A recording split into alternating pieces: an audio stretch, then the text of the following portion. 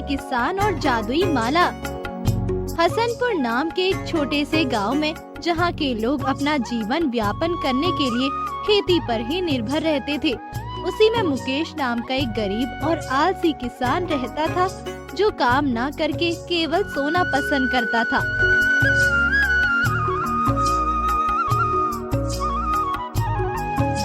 और लोगों के साथ बैठकर गप्पे लड़ाता था। वो सुबह बहुत देर तक सोता और दोपहर के समय गांव के चौराहे पर बैठ जाता था और लोगों के आने का इंतजार करता था।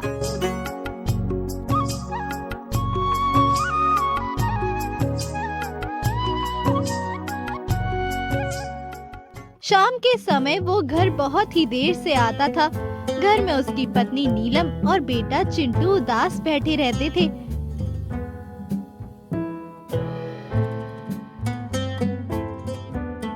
घर के सारे कामकाज नीलम ही करती थी।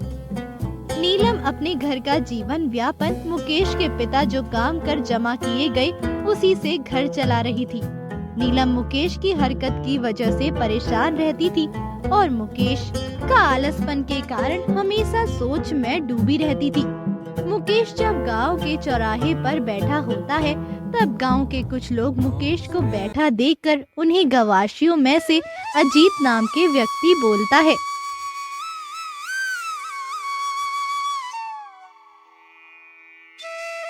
अरे क्या मुकेश, जाओ कुछ काम धंधा करो। क्या दिन भर चौराहे पर बैठे रहोगे? मेहनत करोगे तब तो अपने परिवार को अच्छे से चला पाओगे। अरे अजीत भैया, मेहनत करने से कुछ नहीं होने वाला। जो लिखा है वही होगा। भगवान की मर्जी के बिना कुछ भी नहीं होता, इसलिए मेहनत करना छोड़ो और आओ बैठकर मजे करते हैं। इतना बोलकर गांव वाले वहां से चले जाते हैं।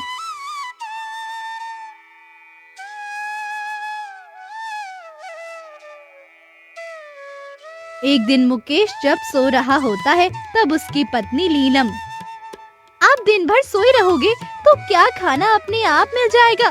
आपके बाबूजी का जमा किया हुआ सारा धन खत्म होने वाला है। इसके बाद हम लोग क्या खाएंगे? तुम समझते क्यों नहीं नीलम? मैं थक जाता हूँ सोचते सोचते। मेहनत का कोई फायदा नहीं होता। वैसे भी भगवान ने हमें गरीब ही बनाया है। पिताजी, सोचने से क्या काम अपने आप हो जाएगा।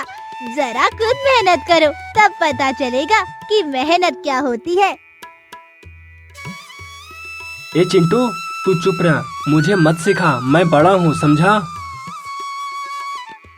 हमारे खेत खाली है जाएं और उनमें कुछ फसल लगाएं, ताकि और गांव वालों की तरह हमारी जिंदगी भी कट सके और हम लोग भी खुशी से रह सके। पत्नी की घर में बात सुनकर रामू घर से निकल जाता है और हर दिन की तरह गांव के चौराहे पर कुछ लोगों के साथ टाइम पास करने लगता है।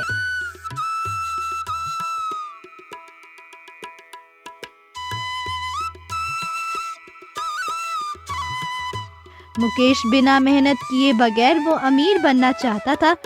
कुछ दिन बीत गए। मुकेश के घर में खाने को अनाज खत्म हो गया।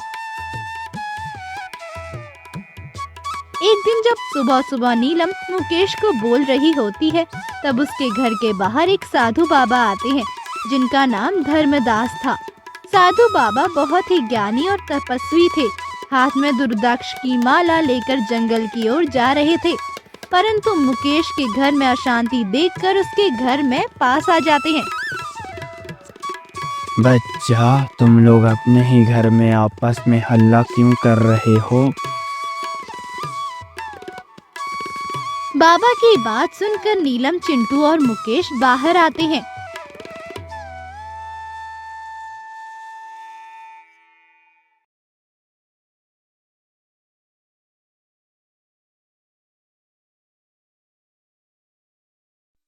तुम लोग अपने ही घर में आपस में क्यों लड़ रहे हो? कोई समस्या है क्या? बाबा देखे ना, हमारे पति कुछ भी कमा कर नहीं लाते। ये बहुत देर से उठते हैं और दिन भर गांव के चौराहे पर बैठे रहते हैं। अब हमारे घर में कुछ भी खाने को नहीं बचा है। हम सबको अब भूखे मरना पड़ेगा। ऐसी बात नहीं है बाबा, अगर भगवान की मर्जी होगी तो हमें मरने नहीं देंगे। खेतों में बिना मेहनत के भी फसल पैदा हो सकते हैं।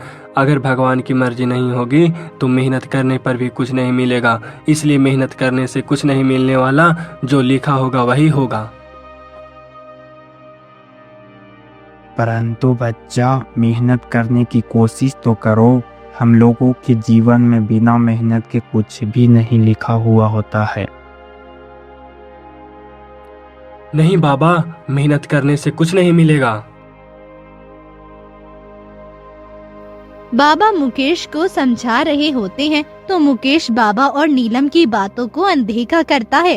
तब बाबा अपने हाथों में एक माला निकालते हैं और बोलते हैं, तुम ये माला लो और जब भी तुम कोई काम करने जाओ तब ये माला को पहन लेना। ये माला पहनने से कोई भी काम आसानी से हो जाएगा।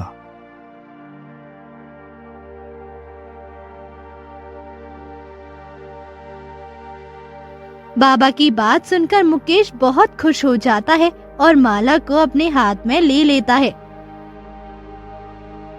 पर याद रहे, तुम्हारे अलावा अगर इसको कोई और पहनेगा तो इसके द्वारा किया गया सारा काम खत्म हो जाएगा और इसका उपयोग कभी भी दोबारा नहीं कर पाओगे।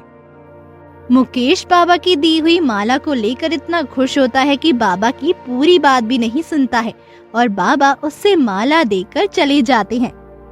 बाबा के जाने के बाद मुकेश बोलता है, देखा भाग्यवान, हम बोले थे ना, जो लिखा होता है वही में होता है। मेहनत करने से कुछ नहीं मिलता। बाबा अपने आप मेरे पास चलकर आए। पिताजी, आप सैयद बाबा की पूरी बात नहीं सुने। उन्होंने क्या बोला, जो आपको बाबा की बातों को हमेशा ध्यान में रखना होगा। चिंटू की बात को सुनकर मुकेश उससे डांट देता है और फिर मुकेश काम करने चले जाता है।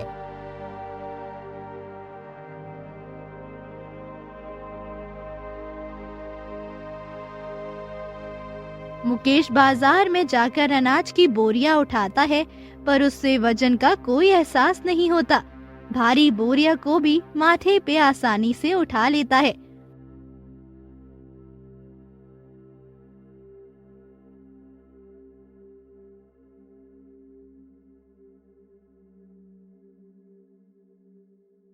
मुकेश ज्यादा मेहनत किए बिना वो अधिक पैसे कमाने लगा। मुकेश एक बोरी की जगह पर 2-2, 3-3 बोरियां उठाकर एक बार में ले जाने लगा। बाजार में खड़े लोग उससे देखकर अचंभित हो गए।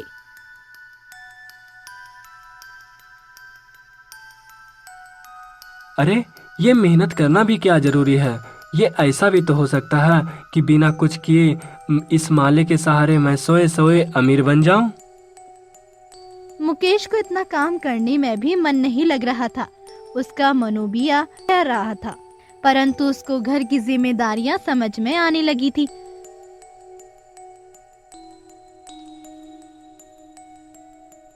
अब मुकेश काम कर रहा था तो उसके पास अजीत आता है।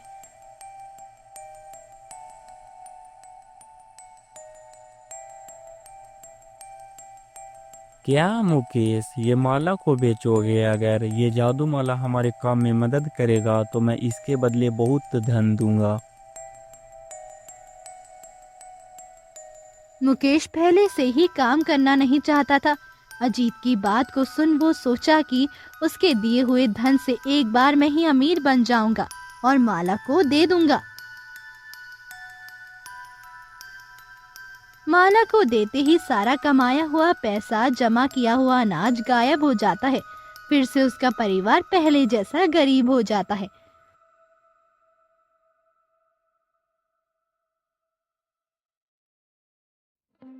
तब साधु बाबा मुकेश के पास आते हैं और बोलते हैं, मुकेश, मैंने तुमको बोला था ना कि ऐसी माला से ज्यादा लालची करोगे तो सारा शक्ति खत्म हो जाएगा।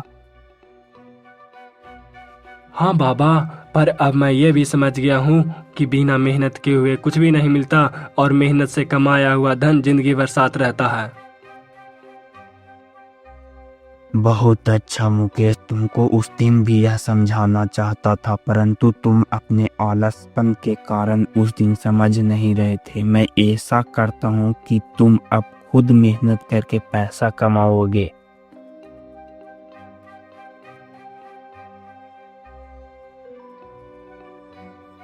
इसके बाद मुकेश घर आता है और सारी घटना अपने बेटे और पत्नी को बताता है। नीलम ये जानकर बहुत खुश हुई कि अब से मुकेश किसी माला के सहारे काम नहीं करेगा, अब खुद ही मेहनत करेगा। मुकेश उस दिन से खुद मेहनत करने लगा और धीरे धीरे गरीबी से छुटकारा पाने लगा। वे लोग अब बहुत खुश रहने लगे थे। वो बाजार में भी जाकर काम करता और जब काम नहीं मिलता तो अपने खेतों में भी अनाज उगाता। खेती के साथ साथ काम करता था। वो अब मेहनत से अपने कामों में व्यस्त रहने लगा।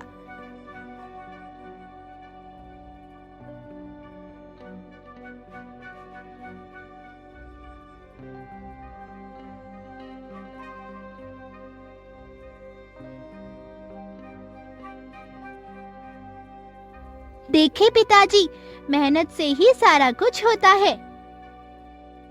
हाँ चिंटू, भगवान भी किसी के किस्मत में मेहनत करना ही लिखते हैं, तभी कुछ हो सकता है, बिना मेहनत का कुछ भी नहीं होगा।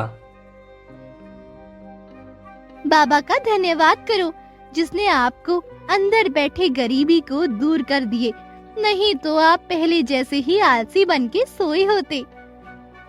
इसके बाद से मुकेश प्रतिदिन समय पर काम करने जाने लगा। चिंटू भी अब स्कूल जाने लगा था और सभी लोग खुशी खुशी रहने लगे।